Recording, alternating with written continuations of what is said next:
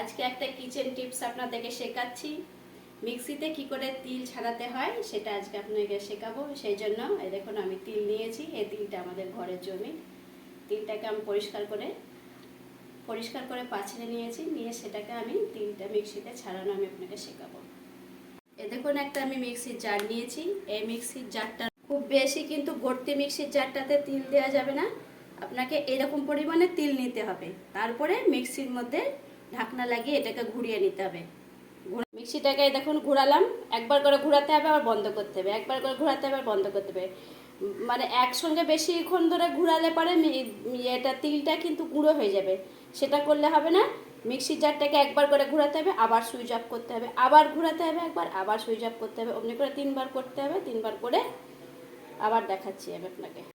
দেখুন তিলটা ছাড়ানোর পরে মিক্সির জারে ঘুরিয়ে তিলটা ছাড়ালাম। এবার এটাতে ঘুষ সমেত ভেতরে ভরা আছে, এটাকে আমি ভালো করে পাছড়ে নেব। পাছড়ে নিয়ে তারপরে দেখাচ্ছি। দেখুন তিলটাকে আমি পাছড়ে নিয়ে এসেছি। এইটাকে আবার আরেকবার আমার মিক্সিতে ঘুরিয়ে নিতে হবে।